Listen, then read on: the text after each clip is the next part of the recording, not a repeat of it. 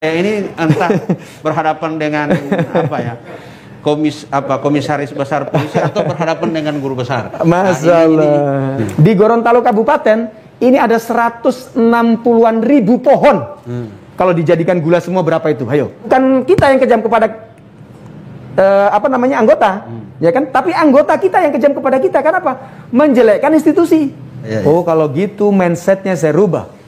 Ya kan, membesarkan mindset, mengecilkan objek. Indonesia kampungku.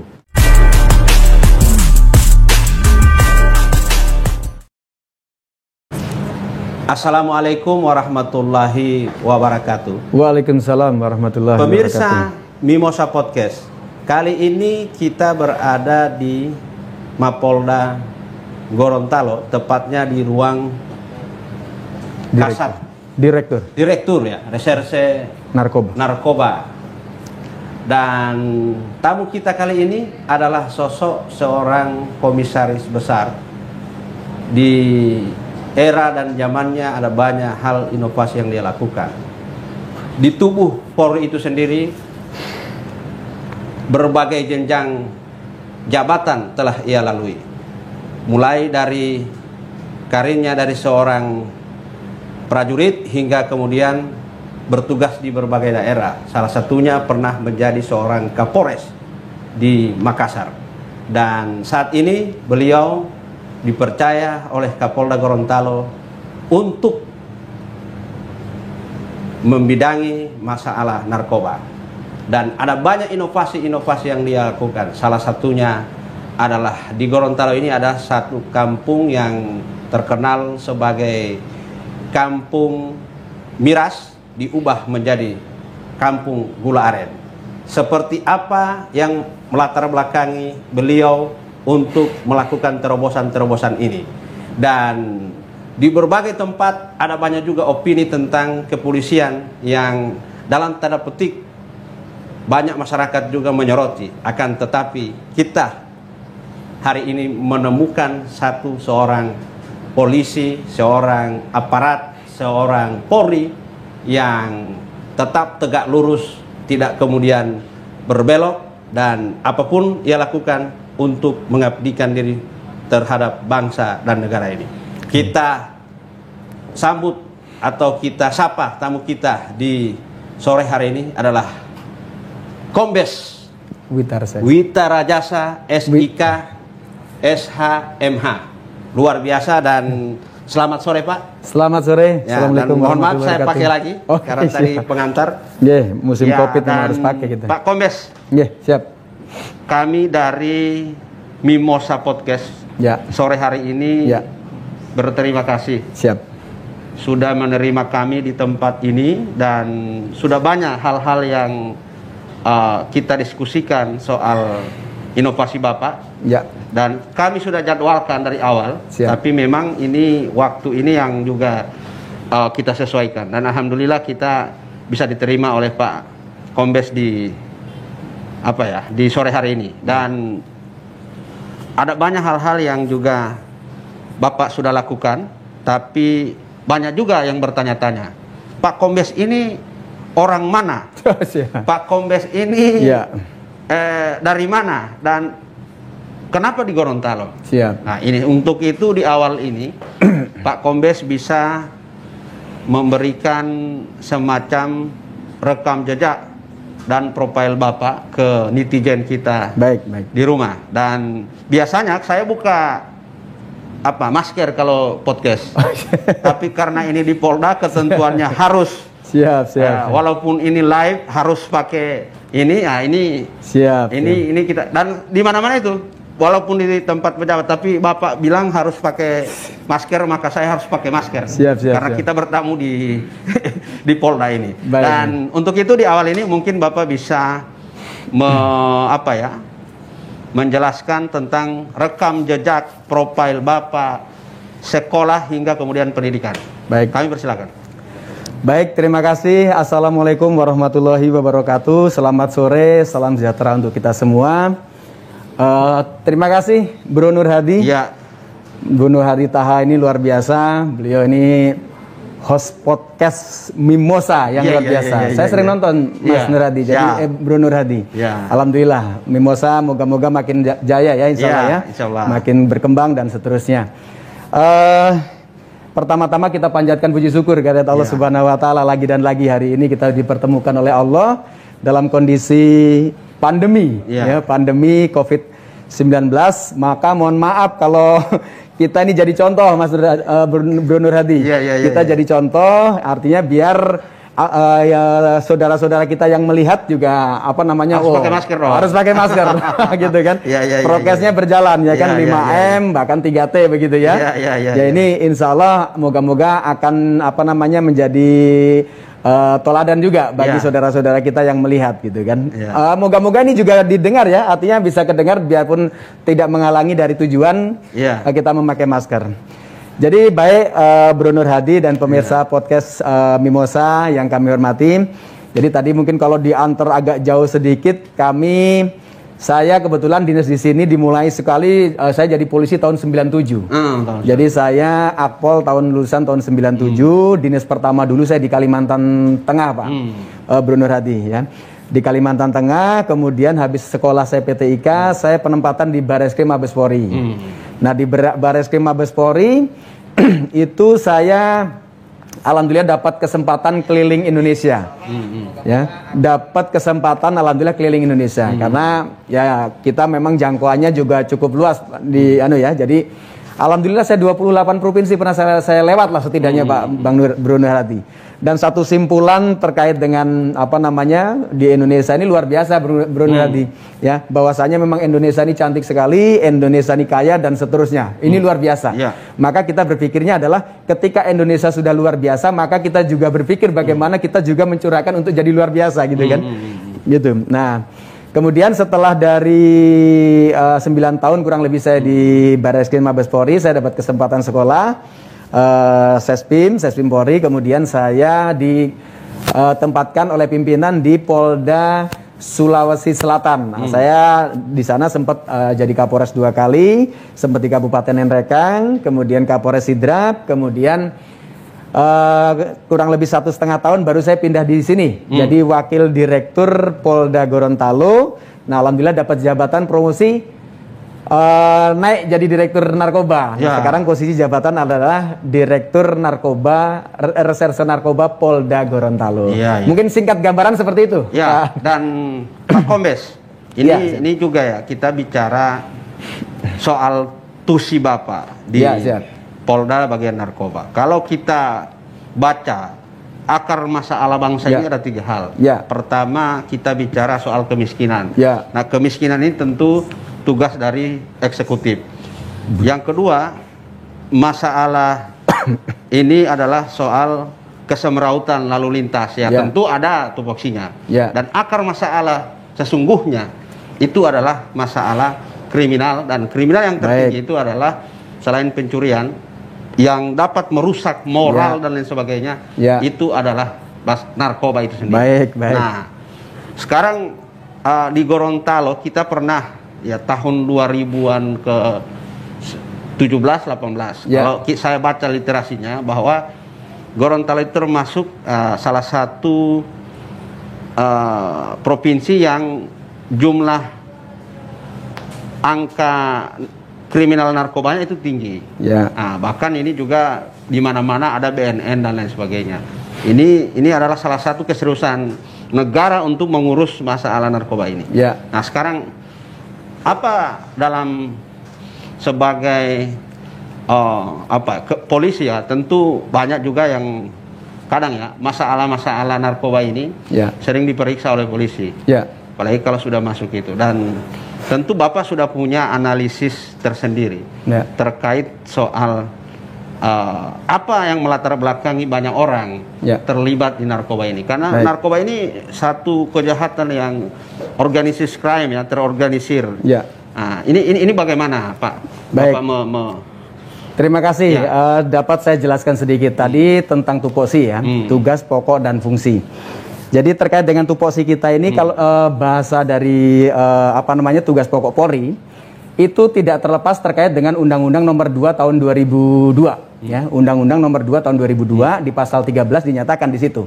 Jadi tugas pokok Polri itu salah satunya adalah ada 3 ya. Harkamtibmas, pemeliharaan ketertiban masyarakat, ya kan? Perlindungan dan pengayoman masyarakat. Yang ketiga adalah penegakan hukum. Itu paket komplitnya seperti itu. Kemudian dijabarkan kembali, ya, dijabarkan kembali tugas dan fungsi, ya kan? Ada operasional, ada pembinaan. Di Serse sendiri ada 3, bos. Ada reskrim khusus, ada reskrim umum, dan saking ini bahasa tadi ya extraordinary crime, ya kan, terkait dengan narkoba, dibentuklah khusus ya Serse narkoba, reserse narkoba, bahkan ya kan dibentuk lagi ya atas keseriusannya ya pemerintah dalam hal ini terkait dengan pemberantasan narkoba, karena bahasanya tadi terorganisir, kemudian extraordinary crime, ya kan, sampai ada BNN juga, ya kan. Tentu ini lembaga-lembaga yang bukan parsial, tapi kita bahu membahu, ya, bahu membahu untuk bisa penanganan terkait dengan narkoba.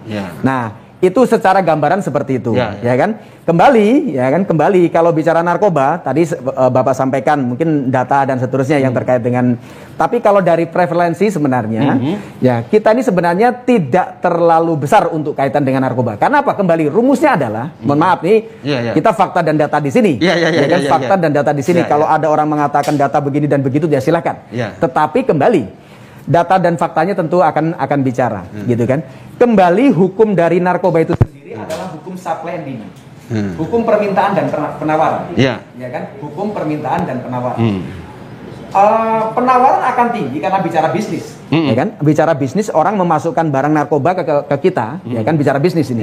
Kalau ada yang beli, ya kan, tetapi kalau demand-nya, demand di Gorontalo misalnya kemudian tidak terlalu besar, ya tentu tidak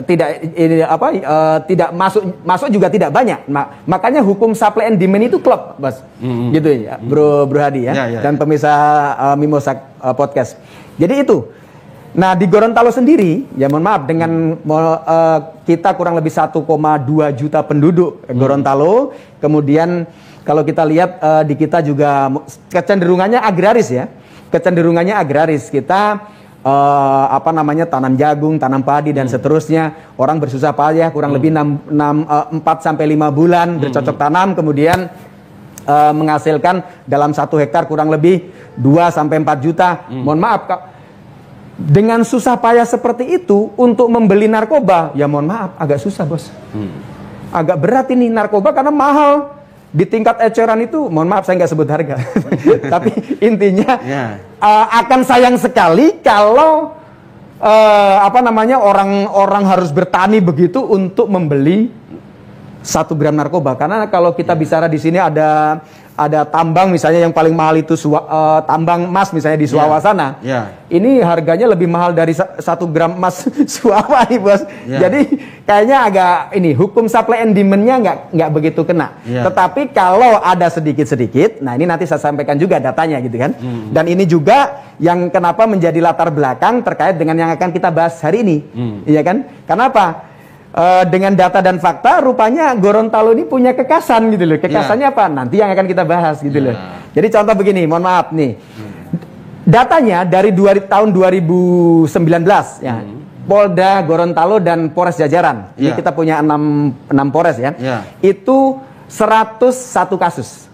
Ya. Ada narkoba, ada obat berbahaya, ada miras. Nah, di situ juga ini ada kasnya nih, miras ya kan. Kemudian 2020 142 kasus.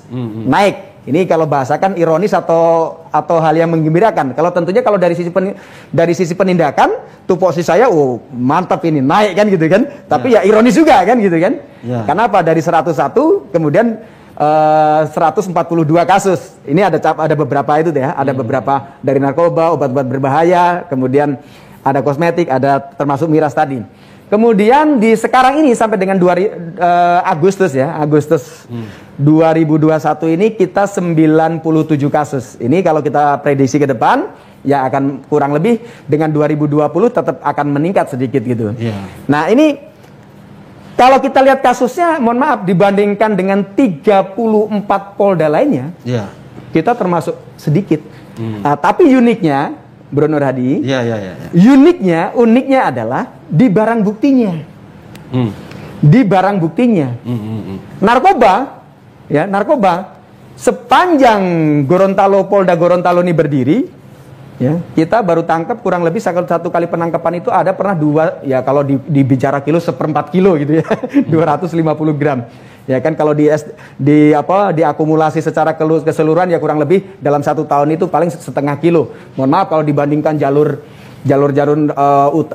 barat misalnya dari Sumatera, kemudian ada jalur-jalur lain gitu ya yang jalur-jalur peredaran narkoba. Mohon maaf kita kalah jauh, termasuk di provinsi di Sulawesi sendiri misalnya Sulsel, Sulteng, itu kita termasuk kecil. Kenapa? Peredarannya masuk ke sana dulu baru naik ke kita. Artinya kalau dibahasakan tadi kita termasuk yang sangat ramai narkobanya. Ya Bapak bisa lihat sendiri dong. Nggak terlalu kalau di kita enggak karena datanya seperti itu. Tetapi kalau bicara tadi ada beberapa yang kita tangani, salah satunya miras. Barang buktinya, nah ini baru keren nih. Ini baru keren. Kenapa? Selama saya dinas di sini, ya kan dari Wadir sampai dengan sekarang, dari tahun 2019 saja sampai dengan sekarang ini, kita sita miras kurang lebih 217 ton. Wah, keren toh? Keren toh? Ya. Mungkin kaget ini ya kan?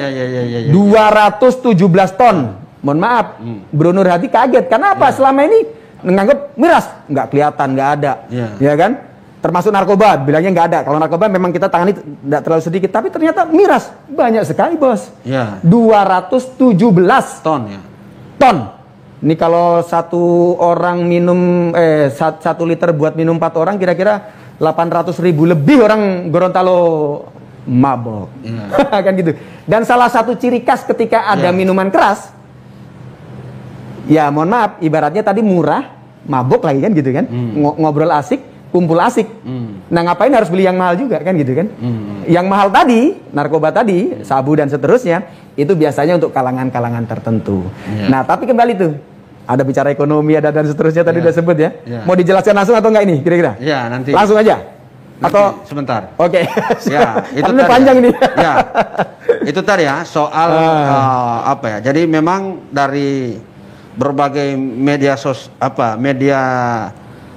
sosial dan lain sebagainya, pemberitaan soal narkoba ini tentu harus kita cek datanya. Betul. Bahwa memang narkoba di Gorontalo memang dari sisi, tapi soal miras. Wah, itu dia. Itu sangat itu. Ya, ini Pak, kita bicara soal miras ini. Nah, kita kenapa datang ke Bapak? Karena Bapak sudah punya terobosan. Ya, siap. Ya, untuk itu mengapa Bapak melatar belakangi Pak Aji? Melatar belakangi harus menuntaskan yang namanya miras di Gorontalo ini dengan merubah kampung miras menjadi kampung gula aren. Baik. Tetapi sebelum Bapak jawab itu, apa yang melatar belakangi, kita lihat tayangan berikut ini. Ini adalah inovasi beliau.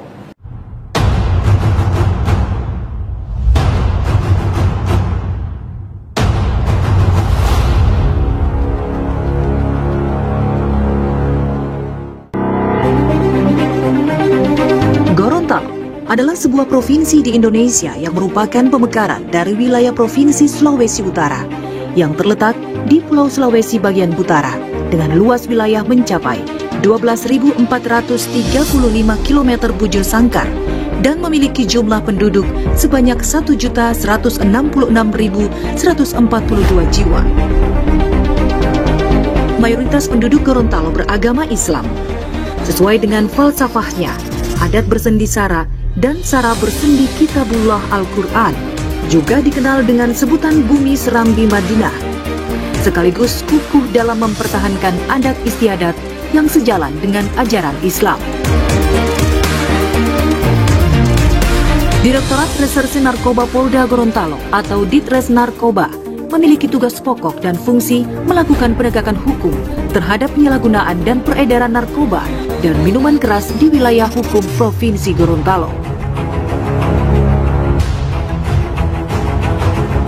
Dari data yang ada, sepanjang tahun 2020 terdapat 230 kasus pidana seperti penganiayaan, pemerkosaan, KDRT, pencurian, dan sebagainya yang diakibatkan dari masyarakat yang gemar konsumsi minuman beralkohol cap tikus. miras cap tikus sangat mendominasi penegakan hukum dikarenakan supply and demand dan cara mendapatkannya yang sangat mudah, murah, dan memabukkan. Hal ini tentu saja sangat kontradiktif dengan sebutan Gorontalo sebagai bumi serambi Madinah yang menanamkan nilai-nilai ajaran Islam. Sejak akhir tahun 2019 hingga tahun 2020, Polda Gorontalo telah 3 kali melakukan pemusnahan miras cap tikus di beberapa lokasi. Total cap tikus yang dimusnahkan sebanyak 87.221,2 liter dari total pengungkapan cap tikus sebanyak 125.907,4 liter. Minuman beralkohol jenis cap tikus merupakan hasil kerja petani pohon aren yang memiliki nilai ekonomis dan harga jual. Di satu sisi, dapat menopang kehidupan sebagian besar masyarakat pedesaan, namun di sisi lainnya dapat melahirkan gangguan kamtipmas, penyakit masyarakat.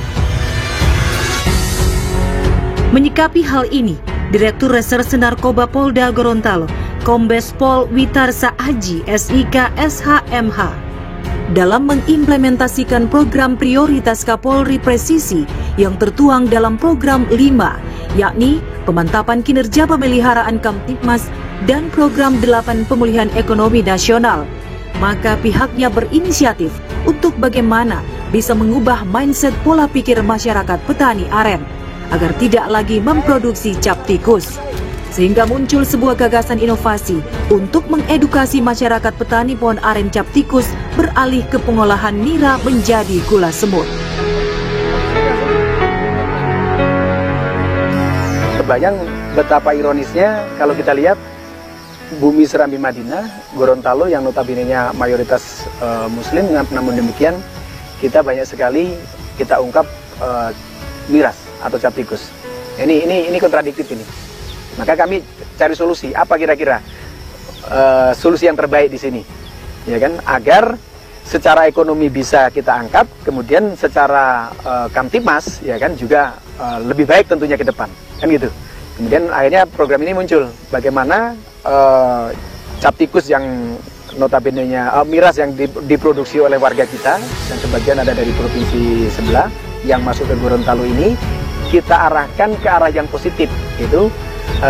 Yang kita sekarang program sekarang kita jadikan pembuatan gula semut.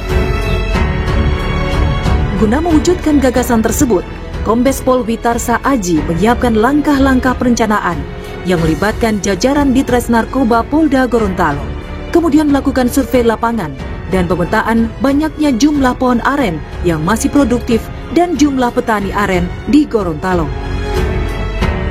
Melakukan pertemuan koordinasi dengan pemerintah kecamatan dan aparat desa serta elemen masyarakat untuk bersama-sama bersinergi dalam merubah pola pikir masyarakat petani cap tikus beralih ke petani gula aren. Ya, jadi itu tadi tayangan sedikit cuplikan ya. Gambaran singkat latar belakang. Ya, bagaimana Bapak melatar belakangi. Tadi sudah ada beberapa itu bahwa hal yang negatif ini harus kita rubah menjadi yang positif. Betul. Dan begini Pak, siap. Ada banyak juga begini pandangan pikiran orang, ngapain kita polisi harus ngurusin hal-hal seperti ini. Ada banyak masalah-masalah kok yang bisa menghasilkan duit. Baik.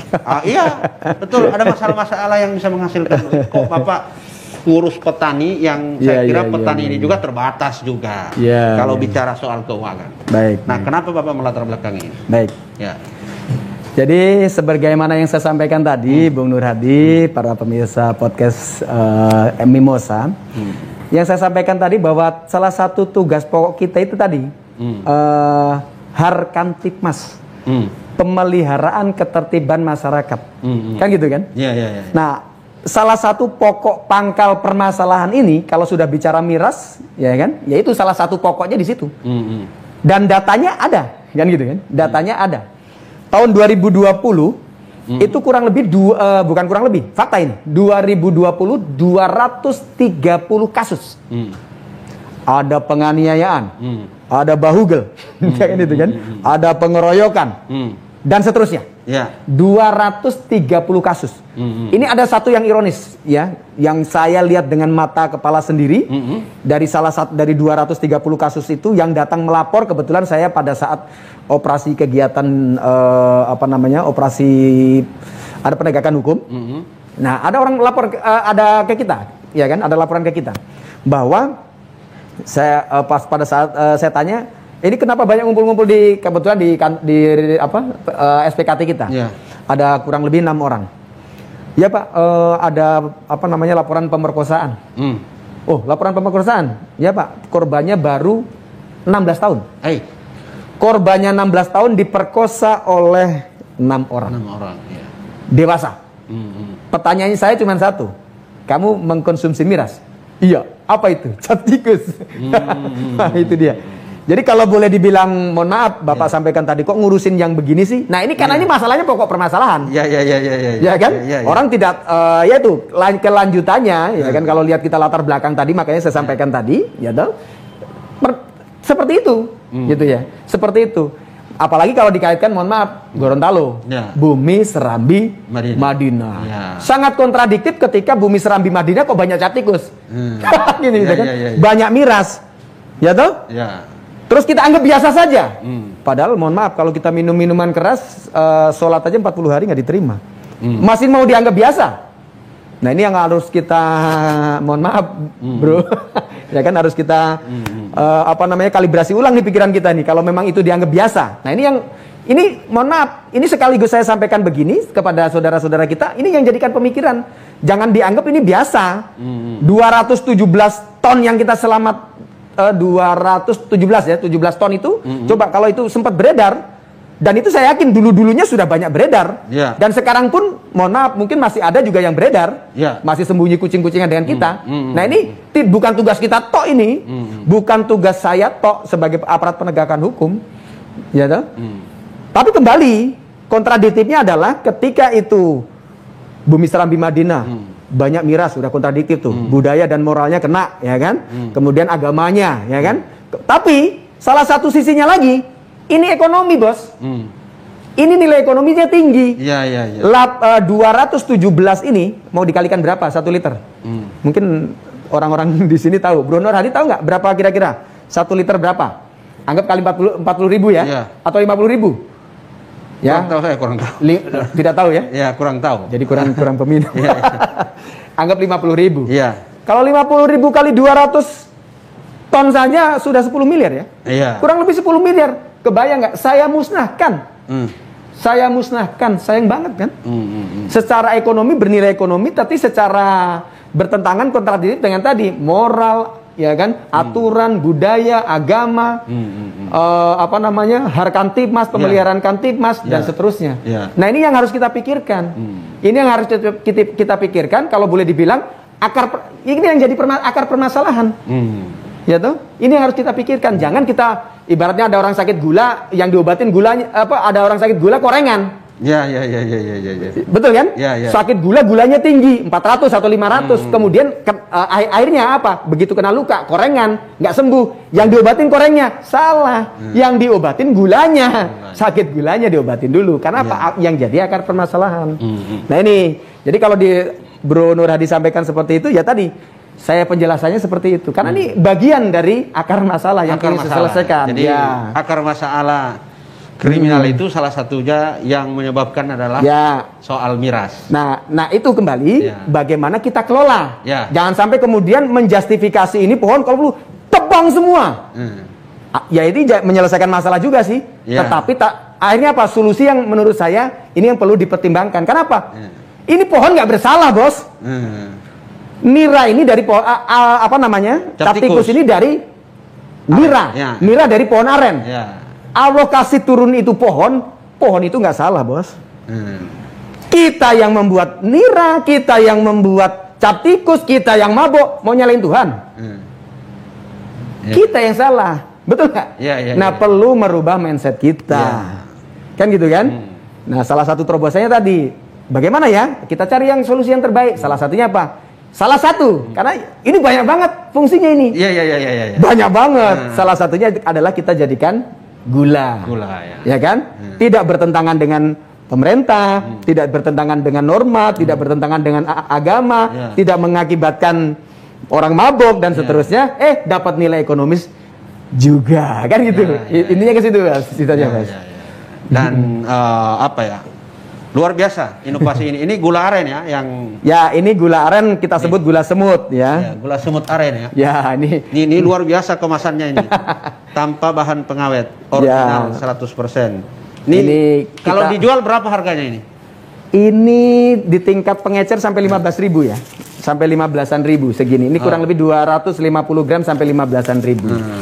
Nah, ini pun Bro Nur Hadi, ini yang mohon maaf nanti moga-moga podcast ini bisa tersosialisasi, bisa dilihat oleh pimpinan-pimpinan, oleh pengambil keputusan, stakeholder dan bahkan kemarin mohon maaf Bro Nur Hadi, saya senang sekali. Saya kemarin kedatangan dari LIPI Jakarta, ya kan, kedatangan dari UNG, ada salah satu guru besar di UNG dan saya lihat YouTube-nya Komandan. Saya senang, boleh nggak saya riset?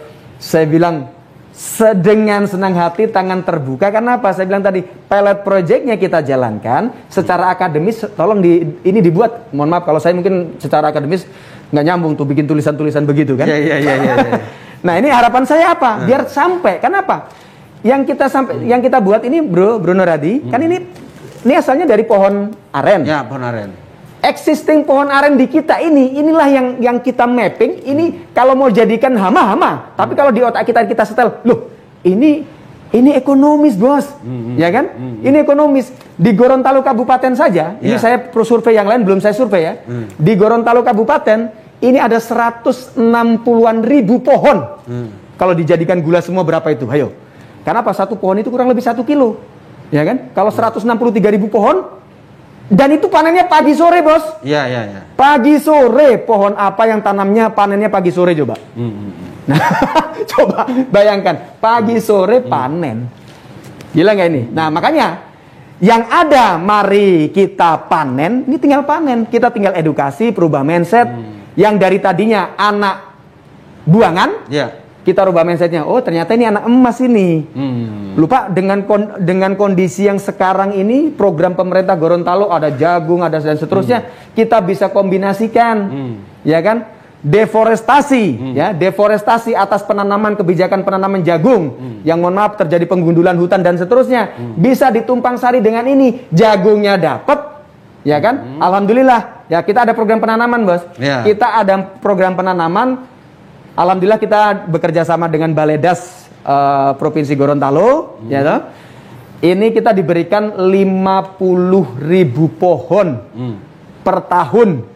Itu kalau ditanam 1 hektar 200 pohon, berarti kita setiap tahun itu bisa tanam 250 hektar. Alhamdulillah 1 bulan yang kemarin kita tanam perdana 1.200 pohon di pesantren Syekh Abdul Qadir Jailani Limboto. Oh, Syekh Abdul Qadir Jailani. Itu. Jadi 1.200 pohon kemarin kita tanam. Harapannya nanti Desember ini akan tertanam kurang lebih 50.000 pohon. Dan itu akan jadi aset kekayaannya Gorontalo. Karena apa? Ini saya punya, mohon maaf saya menjelaskan agak semangat ini kalau sudah bicara ini. Jadi 250 pohon 250 hektar ini, ya kan? Ini silakan siapa saja nanti saudara-saudara kita di Provinsi Gorontalo, dengan catatan jangan dibuat tikus ya. Dengan catatan nanti akan dijadikan gula yang tadinya tersebar sporadis di hutan, di APL, penggunaan areal penggunaan lain begitu, ya kan harus effort tinggi untuk mendapatkan. Nanti mohon maaf, nanti dalam 1 hektar atau mungkin tidak usah bicara 1 hektar, punya lahan 1.000, punya 2.000 tanam, bisa berdampingan dengan tanaman yang lain, begitu. Jadi pabrik itu atau industri itu sudah dekat-dekat kita sendiri, gitu, Bos. Padahal ini mohon maaf ya, ini kalau 10 pohon saja, 10 pohon itu kurang lebih menghasilkan 10 kilo gula per hari. Bro Nur Hadi punya 10 pohon, itu dapat 10 kilo gula per hari. Mau dihargai berapa terserah. Kalau mau jadikan gula biasa, gula batu, 1 kilonya 10.000 misalnya, sudah 100.000 sendiri, 3 juta per bulan. Duit dari mana? Punya 10 pohon doang. Nah ini yang mohon maaf, Ini yang mindset ini, saya senang sekali. Mimo saya panggil saya, kita ini karena biar tersampaikan. Harapan saya tersampaikan akan jadi kebijakan publik, ya kan, untuk bisa ditanam dan seterusnya. Kenapa? Ini bisa jadi aset kekayaannya Gorontalo, Bos. Jadi kalau bilang Jakarta, taunya Gorontalo, jagung, Gorontalo, kelapa, Gorontalo, gula. Gula baru salah satunya, belum kolang-kalingnya, belum sabutnya, belum batangnya itu adalah sagu. Keren ini. Itu bro. Ya, dan luar biasa dan Pak Haji, tentu ini inovasi Bapak ini butuh support dan dukungan. Siap. Dari semua pihak. Baik. Betul. Dan tentu kalau saya banyak juga berkecimpung di hal-hal kreativitas seperti ini sebenarnya tugas dari dinas perindustrian di bagian pemerintah. Ini mestinya didorong. Betul. Agar supaya soal masalah problem bahwa kriminalitas kita semakin ini karena salah satunya adalah pengaruhnya miras, maka harus mendorong bagaimana hal yang negatif ini harus jadi positif dengan melakukan produksi ini. Ini mestinya dibantu. Amin. Dan kita berharap para gubernur, bupati, wali kota dan juga seluruh kepala dinas industri kalau nonton podcast ini kita support. Kalau sudah tidak disupport nanti kita datang ke Kadin dan lain sebagainya. Ini sangat luar biasa. Pak Haji itu tadi ya. Dan ini juga ada hand sanitizer. Nah ini juga soal ini tentu ya. Di masa pandemi COVID banyak juga warga kita yang saya kira dari atau UMKM juga ini juga gulung tikar dan sebagainya. Nah ini ada inovasi dari Polda. Ini Polda ya? Ya, yang kita yang Polda buat. yang mendorong ini. Kita yang buat. Ada hand sanitizer apa ini? Sarana apa ini? Hand sanitizer. Ya, hand sanitizer kontak apa ini? Sarana kontak untuk komunikasi kita dengan masyarakat. Ya, ini. Nah, ini juga hal yang saya kira salah satu inovasi di tengah pandemi. Tentu banyak hal yang menjadi masalah dan solusinya adalah bagaimana kita tetap menjaga jarak dan sebagainya dan juga sering cuci tangan. Hand sanitizer ini adalah inovasi dari Polda. Luar biasa Polda Gorontalo, dan saya kira Kapolda Gorontalo tidak salah memilih Bapak di reserse ini untuk bagaimana mengubah hal-hal yang negatif ini menjadi positif. Ya, betul. Itu Pak, dan tentu selama Bapak bertugas, selama Bapak juga melakukan aktivitas sebagai Polri tentu ada tantangan. Nah, tidak mungkinlah sebuah pekerjaan itu pasti ada resikonya. Nah, sekarang mohon maaf Pak, ini Pak terlalu pribadi. Nah, apalagi Bapak di bagian serse narkoba. Nah, serse narkoba ini kalau Bapak bilang tadi memang salah satu pelaku narkoba itu adalah dari sisi elit. Orang-orang yang kemudian elit. Nah, kalau miras kan orang-orang di bawah. Betul. Nah, ini yang sangat beresiko. Baik. Nah, jabatan narkoba ini beresiko. Betul. Nah, sekarang pernah Bapak alami nggak ketika Bapak melakukan operasi di ada semacam tekanan dan lain sebagainya. Ya, dan apalagi kalau misalnya punya ini orang yang pelaku juga ini punya jejaring besar. Ya, tentu Bapak harus mempertaruhkan keprajuritan di tingkat Polri ini, harus apapun harus Bapak lakukan. Nah, Bapak pernah ada masalah begitu kan? Ya, terima kasih. Ini bisa dijelaskan. Tapi sebelum ke situ mungkin ke sini sebentar ya, sedikit. Boleh. Sedikit. Ini jadi di era pandemi ini pimpinan kita menyampaikan coba bisa nggak diinovasi ya kan, dalam aturan coba dicari serangkaian aturannya seperti apa untuk cap tikus yang ada, termasuk beberapa dari masyarakat yang berupa nira itu bisa nggak dijadikan hand sanitizer. Nah, kami tertantang, alhamdulillah kami ada alat ya kan, ada alat yang bisa menjadikan hand sanitizer. Kita tingkatkan jadi pakai penyulingan, sistem penyulingan destilasi, dan kita punya alat yang alhamdulillah riset dari Kementerian Lingkungan Hidup cukup bagus kita ya. Jadi dari 70% sampai 97%. Nah, makanya kita buat hand sanitizer ini kita bagi gratis ini. Kita kemarin buat sekitar 5.000 bentuk seperti ini, kita bagi gratis kepada masyarakat ya, kepada masyarakat. Tapi kembali kalau ini akan dijadikan, karena ini produk bioetanol, Bos. Ini produk bioetanol ya kan, dari bahan tadi cap tikus ataupun nira yang segar pun bisa dibuat ya toh. Kemudian di era pandemi ini ya kita biar ada bahasanya tadi sarana kontak, biar kita ada kepedulian kepada masyarakat dan ada komunikasi yang bagus kepada masyarakat, kita bagikan gratis kepada masyarakat. Tapi kalau ini jadi salah satu produk turunan dari aren atau nira, kemudian mau dipelajari tentu secara ekonomi dan seterusnya, ini tentu ada penelitian lebih lanjut. Ini yang pertama. Kemudian yang kedua terkait dengan tantangan tadi, tentu namanya tugas, apalagi tugas pokok, apalagi di reserse, bahasanya penegakan hukum. Bahkan kalau ini pun yang kita lakukan ini sebenarnya kembalinya apa? Kembali ke preemptif ya. Preemptif itu salah satunya pembinaan, sosialisasi, sehingga kita menekan ini dari bawah, gitu kan. Biar nggak terjadi tindak pidana, gimana caranya kita jadikan dari bawahnya, kita jadikan gula. Nah, kan orang udah sepi tuh akhirnya kan gitu kan. Jadi tindak pidananya tidak terjadi kan gitu kan. Nah, tetapi apabila tindak pidana terjadi, makanya saya sampaikan tadi tugas pokok kita salah satunya adalah penegakan hukum.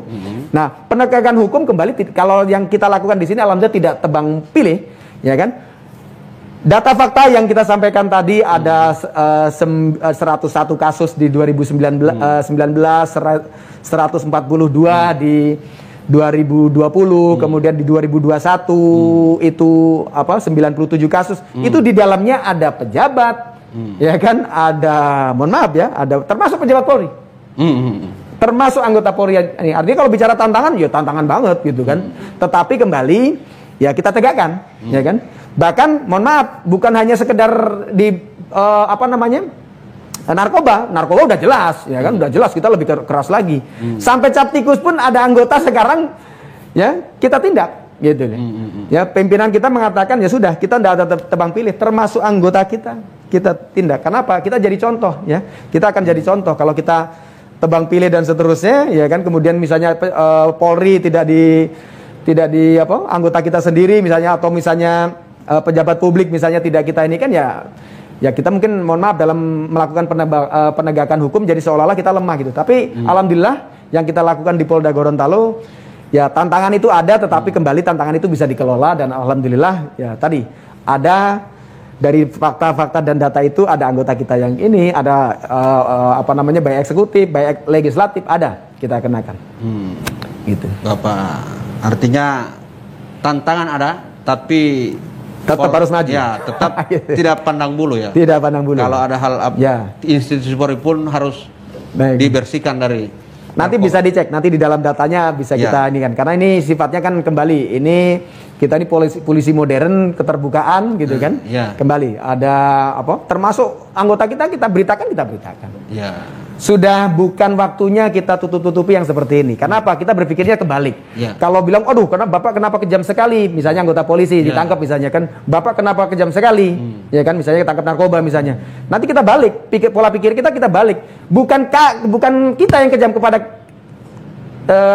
anggota, ya kan? Tapi anggota kita yang kejam kepada kita. Kenapa? Menjelekkan institusi secara keseluruhan. Jadi kita pun kena gitu, biarpun kata-kata oknum bahasanya kan seperti itu. Ya kan, biarpun oknum polisi. Nah, oknum polisi, kita polisi. Kan gitu kan. Artinya kita balik-balik, jangan dia merasa kemudian dia dijolimi, bukan kamu yang menjolimi kita selama ini. Kamu yang kena kan gitu. Nah, itu makanya mohon maaf kalau dari sisi kita sekarang ini ya dalam penegakan hukum yang kita lakukan sekarang, ya mohon maaf kalau boleh dibilang pandang bulu. Ibaratnya kalau dibahasakan bahasa gaul, kemana aja sih dari dulu kan gitu kan. Ya udah begini masih main aja gitu kan, masih melakukan tindak pidana aja, ya mohon maaf kita nggak ada pandang bulu. Gitu. Dan Pak Haji itu tadi ya soal penegakan hukum dan kemudian tantangan yang sudah Anda hadapi, dan tentu selain tantangan dalam hidup kita secara semua orang ada hal yang kita lakukan yang itu tidak ada dalam jangkauan pikiran kita. Yang oleh banyak orang itu dianggap prestasi. Nah, sekarang adakah hal seperti itu yang terjadi sama diri Bapak?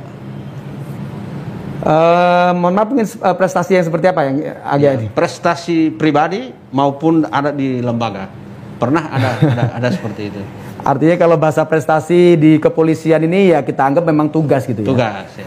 Kalau orang mengklaim itu sebuah prestasi-prestasi ya masing-masing orang klaimnya bisa beda-beda. Tetapi makanya mohon maaf, saya punya channel YouTube yang agak unik, ya kan? Channel YouTube saya adalah Indonesia Kampungku. Indonesia Kampungku.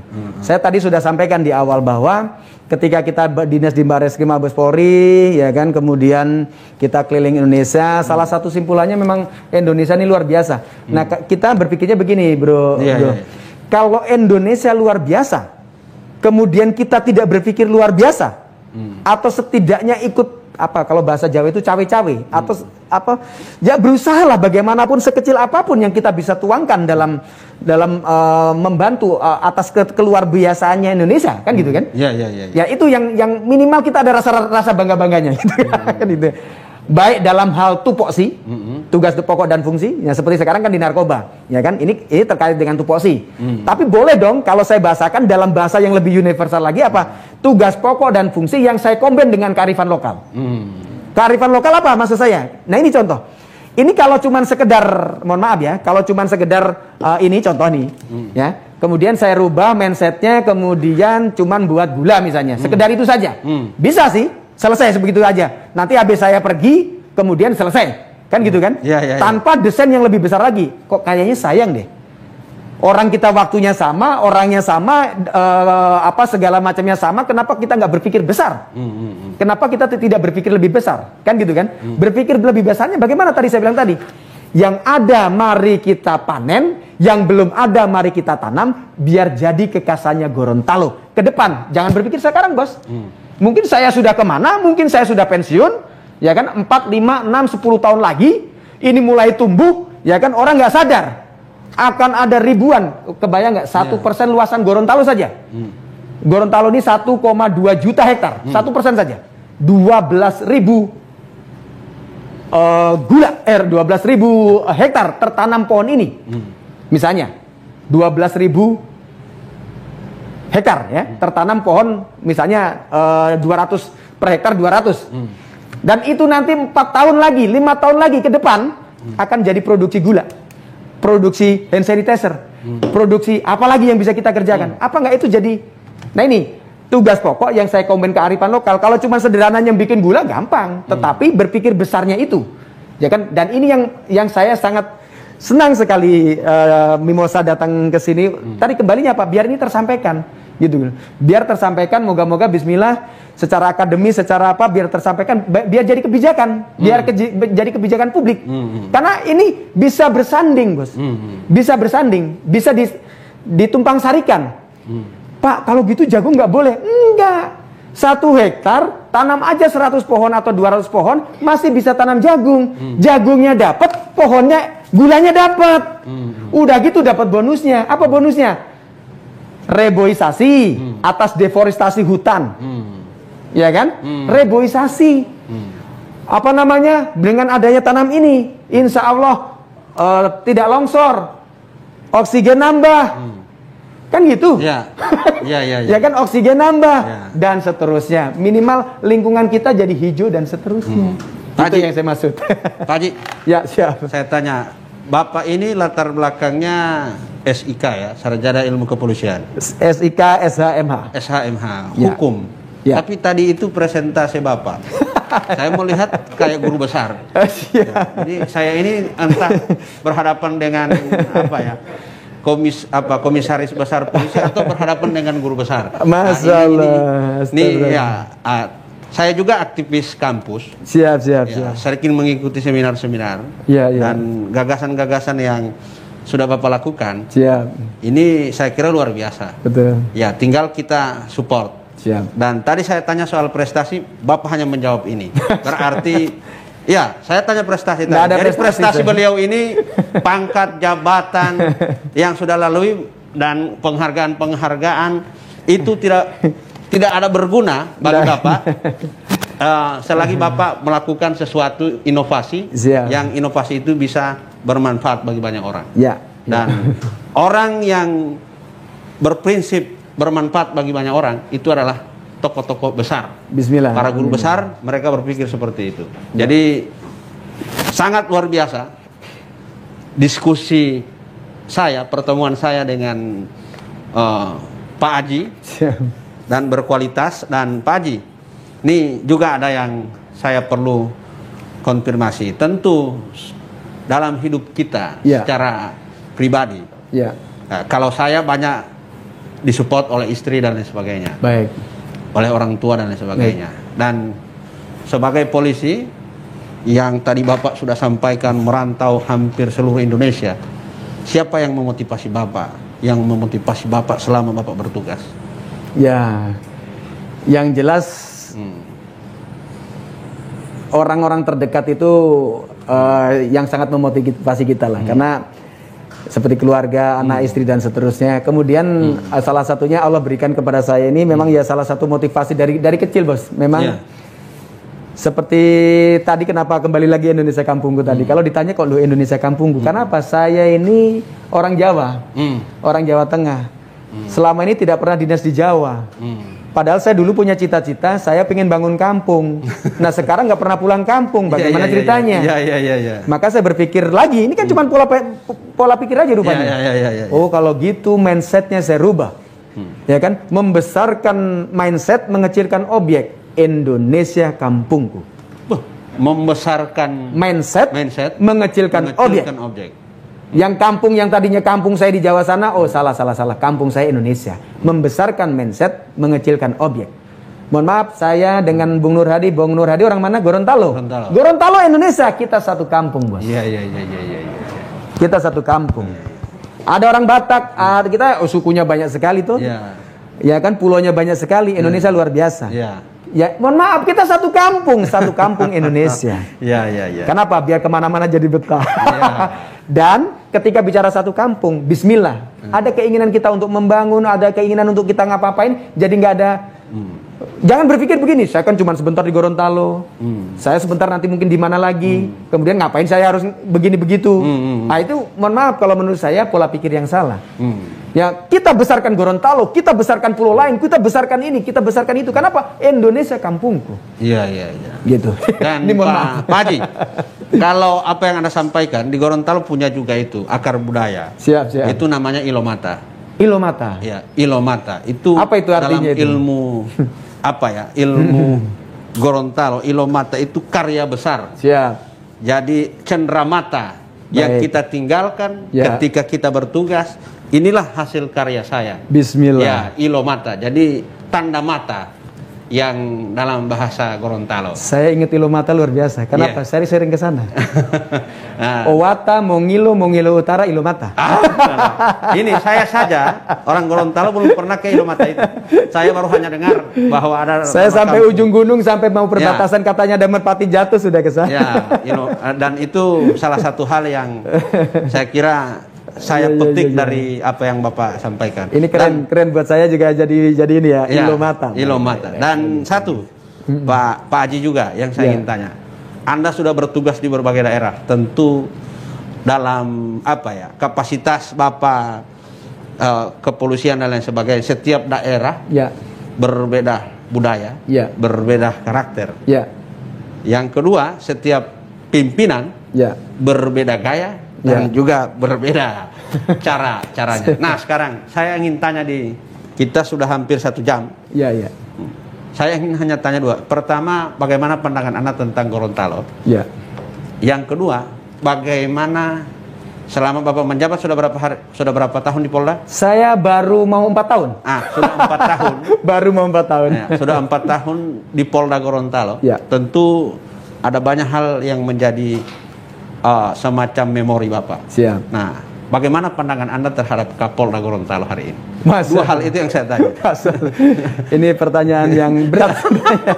Kenapa? Ya. Kita sebenarnya nggak boleh menilai pimpinan begini, tetapi kembali karena ini live supaya orang tahu. Siap. Pimpinan saya bagus sekali. Jadi sekali. Bapak Kapolda kita ini luar biasa, orang yang sangat visioner, kemudian memberikan contoh ya, memberikan contoh suri teladan yang baik kepada kita. Kemudian beliau terkenal dengan on the track bahasanya begitu ya, sesuai dengan aturan dan seterusnya. Dan ini tentu banyak sekali pelajaran-pelajaran. Kita selaku junior, kebetulan beliau senior kita, dan banyak sekali pelajaran-pelajaran yang ditempuh, yang yang kita ambil begitu dari seorang pimpinan kita ini. Alhamdulillah itu. Terus yang kedua apa tadi, lupa saya. Soal Gorontalo. Oh iya, Gorontalo. Ya. Makanya jawabannya sebenarnya mudah sekali. Saya jawab dengan mudah sekali. Pertanyaan Bapak tadi, bagaimana dengan Gorontalo? Nah, jawaban saya baru mau 4 tahun. Mau 4 tahun. Biar bingung. Iya. Kalau orang nggak betah, maka akan mengatakan saya sudah 4 bulan, saya sudah 2 bulan, saya sudah 1 bulan. Tapi saya baru mau 4 tahun. Baru mau 4 tahun. Jadi saya nggak perlu ngomong kayaknya. Ya. Sekarang begini, kalau baru 4 tahun, mau apa ya? Maksudnya 4 tahun itu dari sisi umur, kalau orang mau sekolah, tentu jejak-jejaknya banyak. Tentu ada memori-memori dong soal Gorontalo. Betul. Misalnya Bapak tadi pernah datang ke desa-desa. Baik. Ya, tentu ada kesan-pesan yang ada dalam pandangan Bapak selama, dan saya juga sama dengan Bapak sering suka berkelana, tapi karena ini pandemi nanti kapan-kapan sama saya naik motor. Ya, kita suka berkelana dan semua diajak. Ya, tentu ini setiap daerah itu pasti ada istimewanya. Betul. Nah, apa yang istimewa buat Gorontalo sehingga Bapak bilang Bapak betah di Gorontalo? Sebenarnya semua itu tergantung mindset lagi. Mindset. Istimewa tidak istimewa, semuanya tergantung dari kita. Nah, saya dimanapun tempat, karena saya bilang tadi Indonesia kampungku, dan seterusnya itu tadi, maka menurut saya semua jadi istimewa. Dan mohon maaf, ya, ketika bicara seperti itu, maka ya kan, Bapak bisa bayangkan kalau saya bilang saya nggak betah di Gorontalo, maka bicara respon nggak betah di Gorontalo itu juga direspon oleh alam, direspon oleh teman-teman, direspon oleh Pak Nur Hadi. Kalau boleh bilang Pak Nur Hadi, kalau misalnya mohon maaf, kalau boleh berkata kasar, ngapain lu kesini? Betul nggak? Iya. Ngapain lu kesini? Ya kan? Terus kalau kata alam sama juga, saya juga nggak mau kamu kesini. Betul nggak kira-kira? Iya. Kalau respon kita terhadap apa yang Allah takdirkan seperti itu, maka yang terjadi begitu. Ya, alam juga nggak suka, orang juga nggak suka, udara nggak suka. Ya, mohon maaf, termasuk tadi kalau dalam perjalanan hidup saya ini yang Allah takdirkan, maka kita harus percaya, dan ini bukan kebetulan. Saya di sini bukan kebetulan. Kita semua di sini kumpul hari ini bukan kebetulan. Tiba-tiba sampai datang ke sini terus kita ketemu enggak, ini sudah Allah takdirkan. Ya kan, pertemuan ini sudah Allah takdirkan. Nah, atas itu ya kembali rezeki dari Allah, Mas. Rezeki banyak, jangan dikonotasikan dengan uang kan gitu kan. Sehat, ya kan, gembira, hari ini bisa bertatap muka, di Gorontalo 4 tahun biasa-biasa saja, artinya nyaman. Ini rezeki semua. Kalau enggak kita tersiksa dong di sini. Betul nggak? Kita tersiksa dong. Nah, ini syukur-syukur kalau kaitkan dengan rezeki dan seterusnya, dengan kita kesyukuran kita kepada Allah Subhanahu wa taala, Allah tambah. Kan gitu kan? Nah, ini nggak tahu, agak panjang sekali ceritanya begitu. Tapi gambarannya begitu. Mungkin ngobrolnya di warung kopi ini lebih tepat. Iya. Dan sangat inspiring diskusi kita di sore hari ini, dan kita sudah 1 jam. Dan ini ditambah 5 menit. Tadi saya sudah ini 55, jadi tambah 5 menit maksudnya. Dapat bonus berarti? Ya, saya mau monitor di media sosial. Sudah 1 jam, kita tambah 5 menit. Baik. Hanya khusus Pak Haji, apa ya?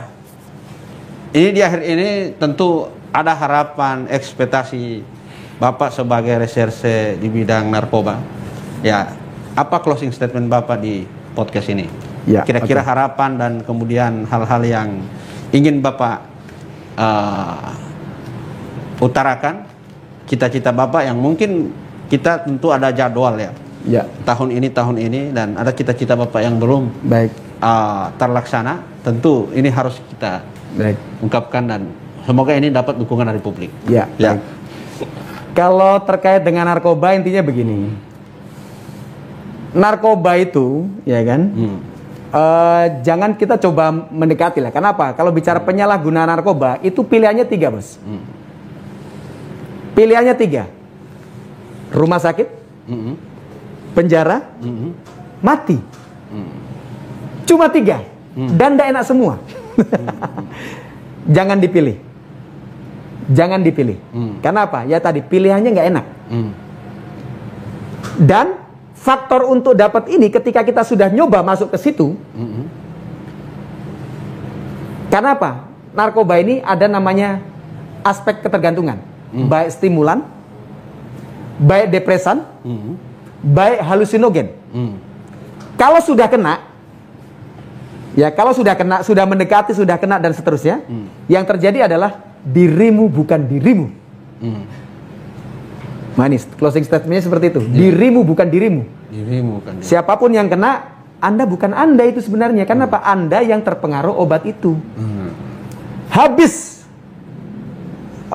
pengaruh dari obat itu, kembali dirimu bukan dirimu. Orang yang tadinya, aduh ini agak panjang jadinya, bukan closing statement ya jadi. Enggak masalah. Ya, dirimu bukan dirimu. Orang yang tadinya malas, loyo, ngantuk, lesu, nggak gaul dan seterusnya, kena obat itu naik dia. Suka gaul, suka ngomong, banyak ide dan seterusnya. Obatnya selesai, turun lagi. Mungkin masing-masing bisa berbeda ininya ya. Dia kalau mau jadi kayak tadi yang posisi bagus tadi, posisi enak tadi, posisi yang luar biasa tadi, harus bagaimana? Masuk lagi barang itu. Tetapi dia lupa. Kalau dia nggak pakai, bukannya dia di posisi yang sama, dia malah turun. Contoh, begitu dia pakai, kuat begadang sampai 2 hari 2 malam. Nyetir dari sini misalnya ke Makassar, kuat misalnya. Dia lupa dirinya bukan dirinya. Kalau sudah begitu, karena orang yang wajar adalah ngantuk, capek, istirahat di Palu, istirahat di ini kan begitu. Tapi karena dia ini bablas dia sampai ke sana. Begitu sampai sana, tidur terus kalau perlu satu minggu. Kenapa? Dirimu bukan dirimu, dirinya bukan dirinya. Dirinya yang dipengaruhi obat itu. Nah, atas dipengaruhi obat itu 3. Rumah sakit, ya kan? Penjara, paling banter mati. Jadi terkait dengan narkoba itu. Nah, terkait dengan miras saya sudah sampaikan tadi. Khususnya untuk Gorontalo, ya saya sampaikan tadi karena ini kekasannya Gorontalo ya. Gorontalo Serambi Madinah, banyak cat tikus. Nah, ini kita jadikan perhatian kita bersama. Tetapi kembali, ini permasalahan. Permasalahan ini harus kita kelola. Kalau permasalahan ini kita putus, kemudian kita tebang pohonnya, bisa sih jadi solusi juga. Tetapi padahal ini bernilai ekonomis yang positif. Jadi gula semut, jadi gula ini, jadi hand sanitizer. Banyak yang bisa dikelola ini. Ini perlu diriset lagi nih kalau sudah bicara yang lebih dalam lagi nanti. Ini dimanfaatkan. Kenapa? 1 hektar jagung saja cuman, mohon maaf, dilawan dengan 10-20 pohon saja. 20 pohon itu nggak sampai 1000 meter kali, 100 meter saja sudah bisa ditanam segitu, gitu loh. Nah, ini tolong dipikirkan bersama, karena tidak bisa kita sendiri, ya, tidak bisa saya sendiri. Harus kita sama-sama, kita riset, kita duduk, ya kan, untuk jadi kebijakan yang lebih besar lagi. Mungkin itu, Mas. Jadi sangat luar biasa dan Gorontalo sebagai Serambi Madinah, seperti sejarah bagaimana kemudian Rasul dari Mekah ke Madinah. Di Mekah beliau berjuang dan Madinahlah tempat persinggahan, dan kemudian kembali ke Mekah untuk bagaimana kemudian mensiarkan agama Islam saat itu. Dan bagi seorang Kombes Witarsa Aji SIK SHMH, Gorontalo tidak sekedar menjadi daerah tempat persinggahan, tapi Gorontalo menjadi daerah masa depan. Amin, ya Itu Allah. pesan yang beliau sampaikan Luar biasa. di beberapa podcast kita di sore hari ini. Dan sebagai reserse di bidang narkoba, Dirut Reserse Narkoba Polda Gorontalo, ia berharap kepada seluruh warga Gorontalo untuk tidak mendekati bahkan mengkonsumsi narkoba. Karena kalau kita sudah masuk dalam rotasi narkoba, ada 3 hal yang akan kita dapat. Yang pertama, kita akan mendapatkan yang namanya rumah sakit, yang kedua penjara, dan yang ketiga adalah mati. Maka jangan dekati narkoba, karena sejahat itulah ketika kita mengkonsumsi narkoba, itulah yang akan kita dapatkan. Dan bagi beliau, jabatan, pangkat, apapun yang kita lakukan, harus kita berpikir untuk bagaimana jabatan yang kita emban itu bisa bermanfaat bagi orang banyak. Maka itulah pesan-pesan leluhur Gorontalo yang di mana-mana itu dikenal dengan Ilomata. Bahwa apapun dalam hidup ini kita harus meninggalkan Ilomata kita. Dan itu sudah dilakukan oleh seorang Kombes Witarsa Aji dengan melakukan yang namanya inovasi kampung kampung miras menjadi kampung gula aren. Yang saat ini sudah diproduksi dan ini sangat bermanfaat, dan semoga ini tidak sekedar menjadi satu produksi saja, tapi menjadi ladang pahala bagi Pak Aji di Gorontalo. Dan kita berharap ada banyak tokoh-tokoh polisi kita, banyak Polri kita di Gorontalo, bahkan kita sudah punya sekolah di Gorontalo. Kalau dulu kita di Karambasan, sekarang sudah punya sendiri. SPN Batu Daa. Nah, kita berharap ada generasi Polri yang akan lahir seperti Pak Aji ini, yang punya pikiran-pikiran tidak sekedar bertugas menjadi Polri, tapi menjadi visi besar, pikiran-pikiran besar untuk memajukan bangsa dan negara ini. Kita akhiri Mimosa Podcast di sore hari ini bersama Kombes Witarsa Aji. Wassalamualaikum warahmatullahi wabarakatuh. Waalaikumsalam warahmatullahi wabarakatuh.